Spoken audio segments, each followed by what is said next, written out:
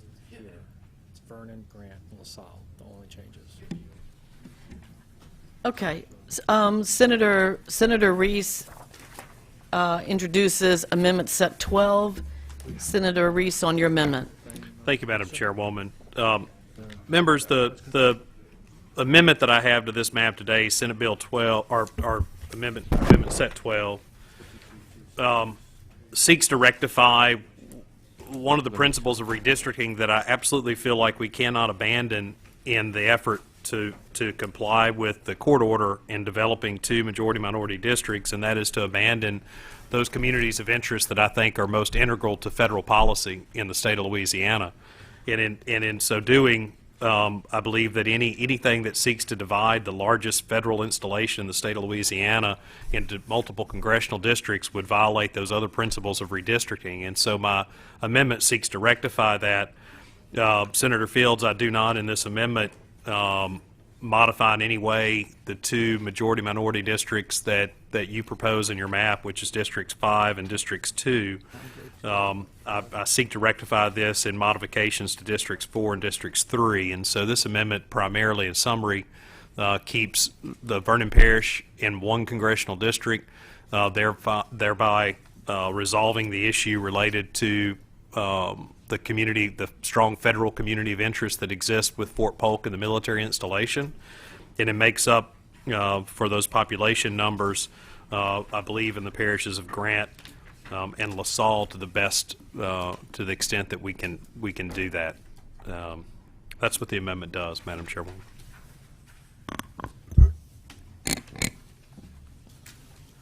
I'm doing my best, Madam Chair, to go through. Yes, Senator Fields. Thank you, Madam Chair. As I appreciated Senator Reese, this amendment does not affect District 2 or District 5. And District 2 and District 5 actually remains the same. Correct. I'm looking for a head nod from Bill there, but yes. And it only changes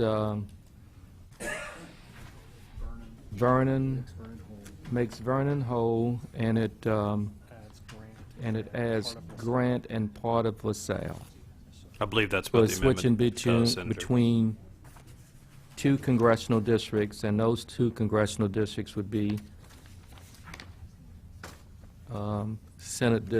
congressional district, where's my map? 3 and 4. Yes, sir. That's Okay. that's what I have no objections to amendment. that. It bumps the deviation up to 8, and I think it's 17 instead of, hold up one second.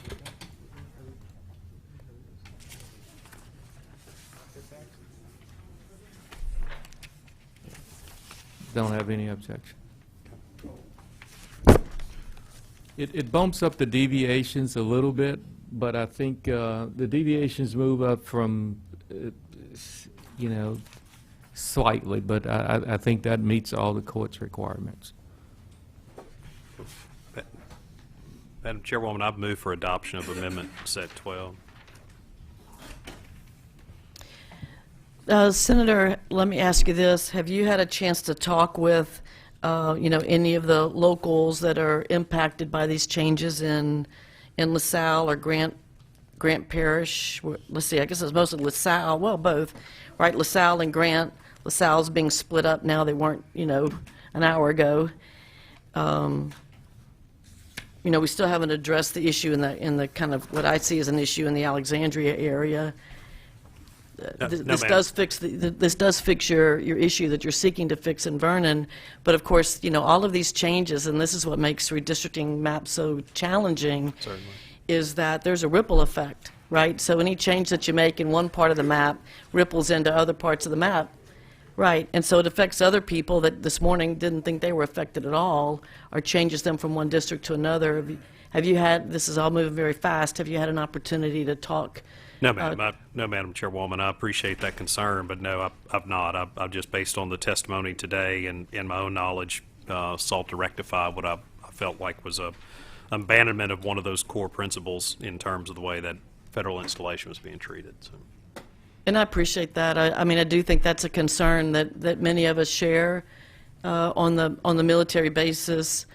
So again, I support the correction that you're trying to make. I just want to make sure that we understand, you know, the ramifications of what new challenges we may be creating as a result of that. You know, so what I would like for us to be able to do is what we have done in the past with all of our other redistricting efforts, and that is to hold this bill until tomorrow. And I don't remember if we normally adopted the amendment or we waited till the next day to adopt the amendment, but we want to give, I guess we adopt it so that we can enact it, and not enact it, enroll it, right? So then what we see tomorrow is one that's got it all put back together. Isn't that what we did in the past? I think so. No? Isn't that what we did? So you have overnight to put them together, because part of the issue is you're trying to make sure you haven't dropped any precincts or double dipped any precincts or whatever. Madam Chair, I mean, if I may, what do we have this together? Yeah, because we are operating under a strict time limit. I mean, and I'm not trying to push the committee. I'm not trying to push the legislature. I just want us to be able to get it to the House in a timely fashion so that they would have enough time to do what's necessary for them to do if they choose to do it. And so it was my desire to have the bill on the floor today so that they could at the very least read it in.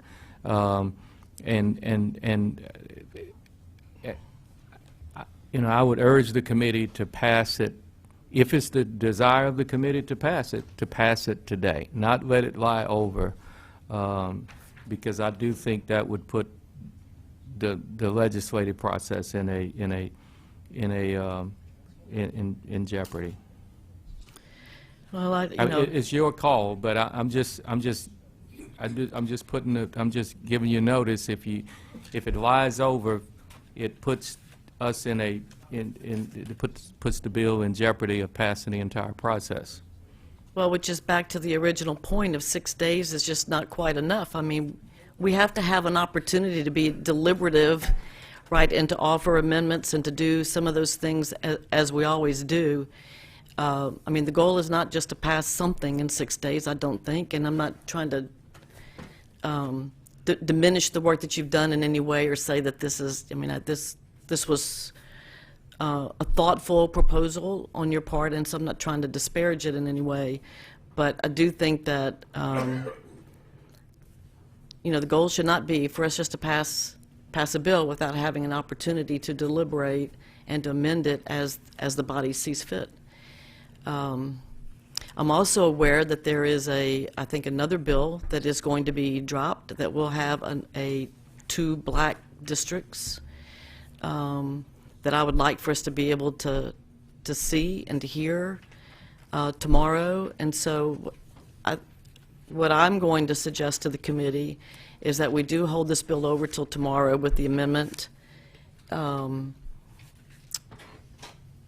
Hear the other bill before we decide which bill, if any, we want to pass out of the committee. I think that is, again, keeping with what we have done in the past in this committee. We heard the bills, we moved one of them out, and I think that is a prudent step for this legislature and one that is very consistent with how we have managed our business in the past. These are very complicated bills, and we want to make sure that we're doing it right and to give everything very thoughtful consideration. Well, I mean, it's your committee and it's the committee's rules. The committee can do what it so desire. I just simply urge the committee to pass an instrument out today so that we can receive it on the floor today when we go into session. If the committee chooses not to do that, we will go in today to do nothing. There would be nothing to do today when we go in. And if we go in today, there's absolutely nothing to do, and we would have wasted a day of floor work.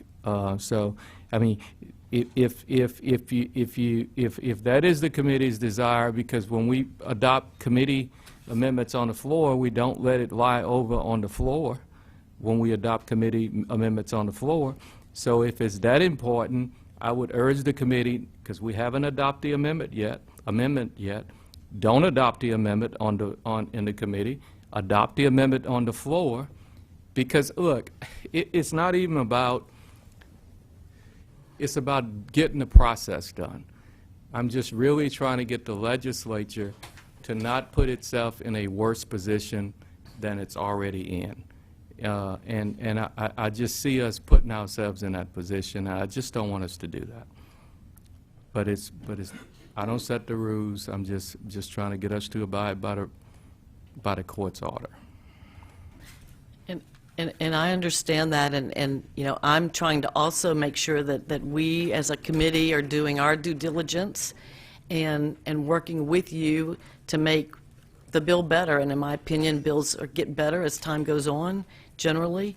And I think this is a reasonable amendment on the part of Senator Reese that we would like to consider, but we want to make sure that we're doing it in a thoughtful way. Yes, ma'am. So, staff, can you advise me? I really don't remember before if we adopted the amendment in committee and held it over, or if we because then it gets it, okay. That's why we lie over, so everybody gets a chance to see the adopted amendment. That's right. Okay. All right. Ms. Sullivan? Madam Chairwoman, yes, the committee would adopt the amendment and hold the bill in committee, but there is no engrossment that's prepared so that you can look at the bill as it would be if the amendment were adopted on the floor. Okay. Okay. All right. So adopting it, having it lie over so everyone has an opportunity to see it, go back, talk to the locals in that area, gather more information is what we've done in the past. All right, Senator Tarver. Are we going to adopt Reese amendment? Yes, that's what I'm suggesting is Senator Reese is going to make a motion. Okay. Right, to adopt amendment set, what's the amendment set? Amendment set 12. Okay. So Senator Reese has made a motion that we adopt amendment set 12. Is there any objection? All right, a question from Senator Harris. Yeah, I just want to make sure that we're very clear that if we adopt this amendment and we hold this bill in committee, that it's not violating the timeline that was given by the judge. I stated earlier we have a June 20th timeline in which to operate under. Now, I get it, and I understand if we want to keep it in here and, you know, give parishes an opportunity to see whether or not they like it or not. I mean, you know, with all due respect, if that's what we're doing, we don't have to adopt the amendment. We could talk to the parishes and adopt it on the floor. But if this is a situation in which we're trying to keep it in committee and we run out of time, that's not what I'm here for. And I just want to put it on the record and let that be known, because we're running up against a timeline. We're running up on June 20th. Today is Thursday. We're talking about Monday. And we understand and we all are aware how this process goes. So I just want to be on record to state that if it's the will of the committee to keep it in committee and hear something later on, or another bill being dropped that none of us have seen, that's one thing. But if we're all operating in a manner of good faith and we want to make sure that these parishes and everybody have an opportunity to look at it, we can do that today and tomorrow. This bill can come out of here and those conversations can be had and that amendment can be put on the floor. So I don't want to sit here, you know, now coming back on this committee because it's so important. This is such an important issue. Being back here, pretty much wasting my time. Because I'm here, because I believe that we're here to do a job and it's the right thing to do, and we all want to do that. But I did not ask to come back here for us to still be in violation of a court order. So I just want to put that out there and make sure that everyone, on this committee understands where I'm coming from, in reference to what it is that we're doing right now. So I have no problem with Senator Reese's amendment, but if that's something that would throw us out of whack on time, that's a problem. I sat here, I gave you all a timeline. I mentioned my colleague, Senator Foyle, who was in the House at the time. We did it in 6 days. And that was the budget bill, something that everybody in here is very much concerned about and affects everybody. So I just want to put that on the record that, I have no problem with the amendment, but since we're running up on this timeline, we have to be very careful.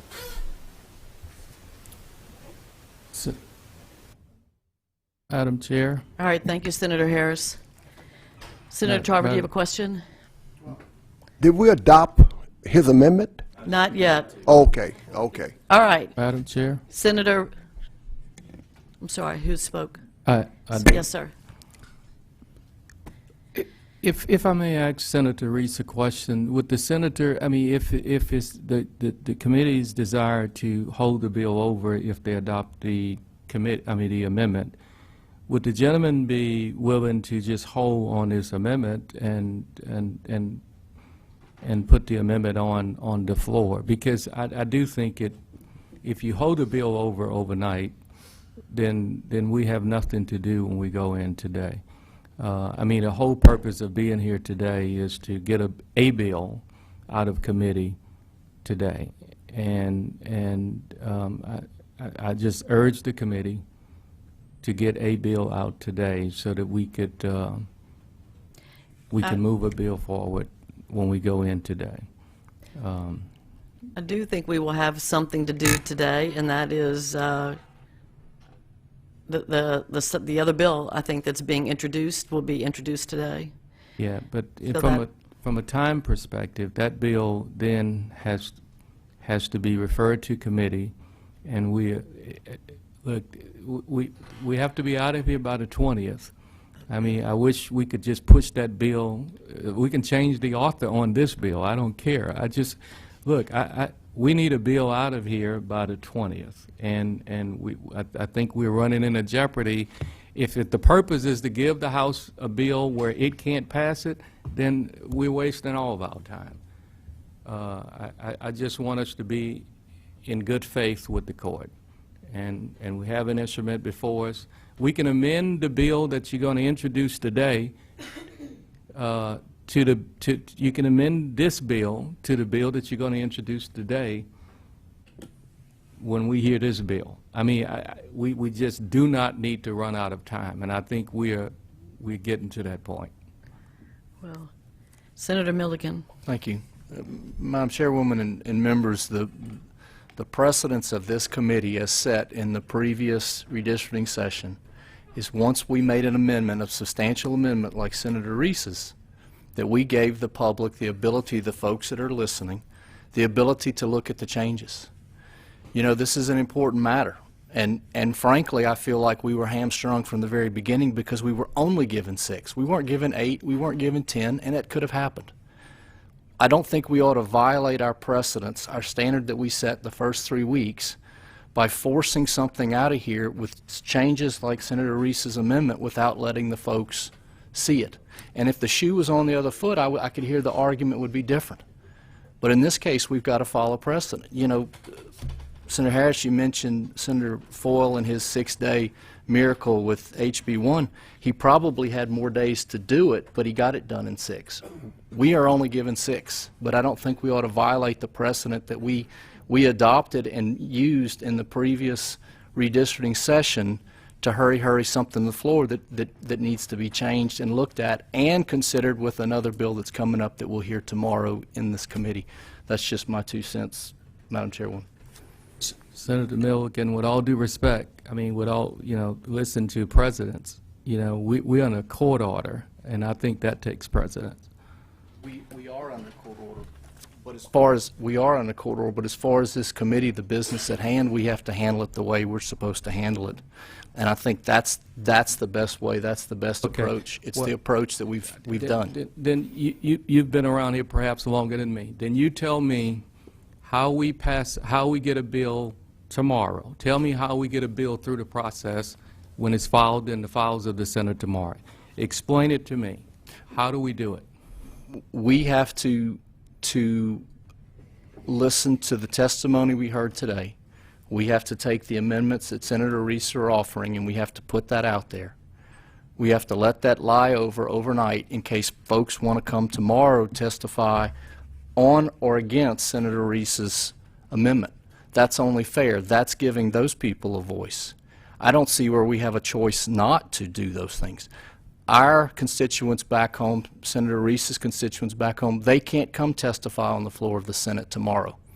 They can only come here to testify tomorrow. And that was the standards that we set originally. We weren't given a choice on the number of days. We're trying to operate inside of a number of days that we were handcuffed with. But we're doing the best we can, and I think that sticking to our precedent is the right thing to do. Okay, so you hadn't given me how we get to the 20th. So if you do it based on your scenario, we are putting our fingers in the judge's face, and I don't think we should do that. I really don't, Senators. I think we are going down a very slippery road, and I'm a member of this Senate, and I'm going to speak out, and I'm going to do the right thing. I think we're doing the wrong thing if we go down that road, because not one of you can tell me how we're going to do it starting tomorrow.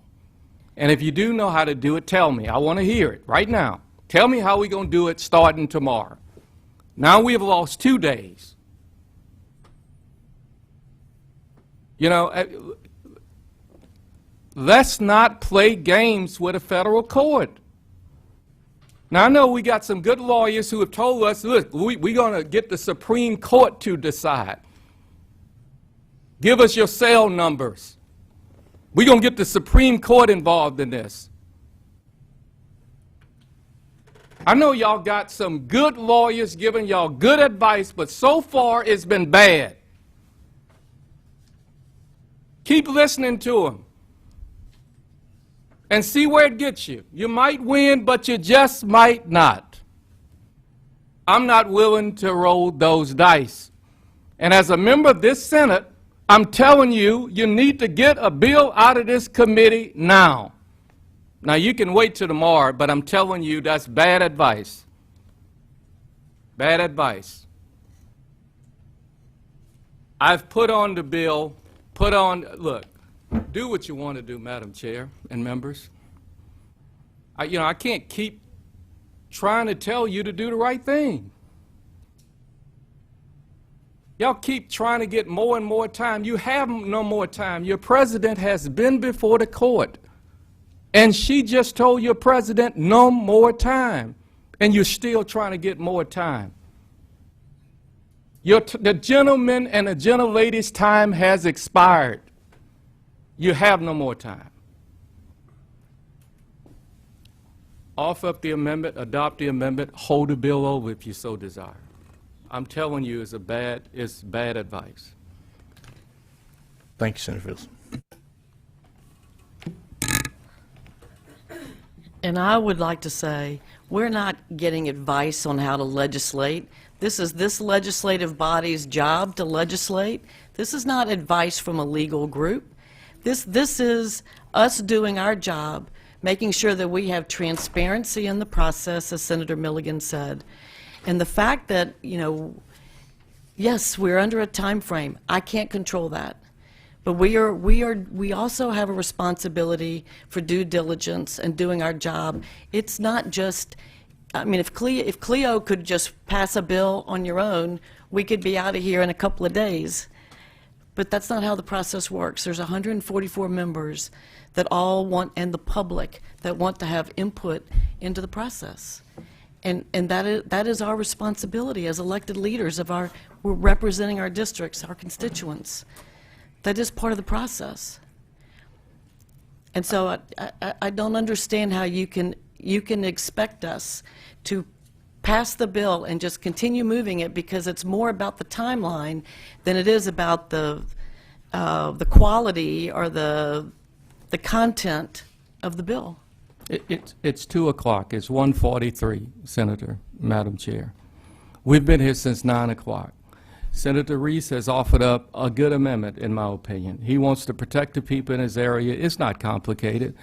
At the end of the day, explain to me how you can get a bill through the process if you start tomorrow. Well, I would say ask the judge that put together a 6-day clock, right? This is not what I would have picked if you had asked me, and there was a document, I forget the legal word, presented by the president to the court asking for whatever it was, 9 or 10 days, right? Because the timeline that we all know and appreciate and understand would take something closer to 9 or 10 days to be able to execute. See, I think that we are going to find ourselves in contempt of the Middle District because we're playing with this federal judge. And I just think that's a bad way to go. Look, I'm finished. Y'all, my colleagues, I've said enough, probably said too much. Vote your conscience. All right, Senator Tarver. Substitute motion. I like to move this bill out favorable. All right. I've got a motion on the floor to adopt the amendment. No, but I got a substitute motion. The substitute motion's on the bill, not the amendment. I have a substitute motion. You made All a right, hang motion, I on. made a substitute. Hang on. All right, let me get my experts here. So we have a motion to adopt the amendment. We also have what Senator Tarver is calling a substitute motion to report the bill favorable. Do we deal with the substitute motion, or is it different because one is dealing with the bill and one's dealing with the amendment?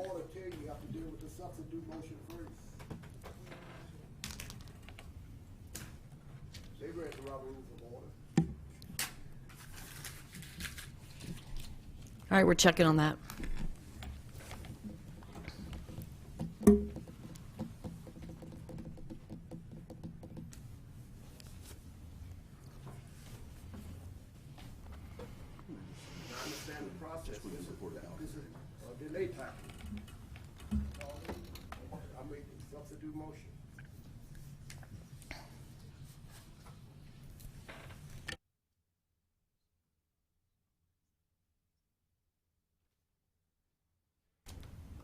Made a motion, I made a substitute.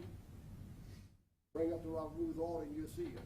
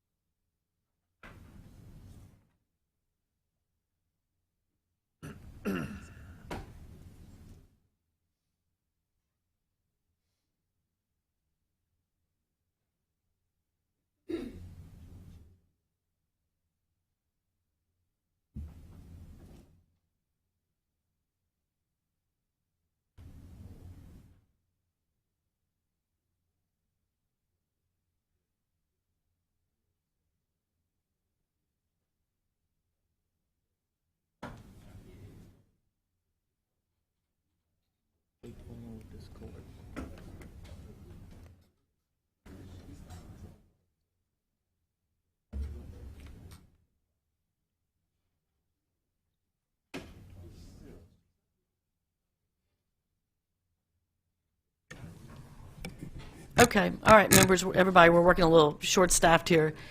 All right, so Senator Tarver is correct. We take the substitute motion first. The substitute motion is to report the bill favorable as drafted. Okay, so the substitute motion is to report the bill favorable. So a vote yes would be to report the bill favorable. A vote no would be to go back to the original motion. All right, so Madam Secretary, if you will call the roll, call the vote. Senator Milligan?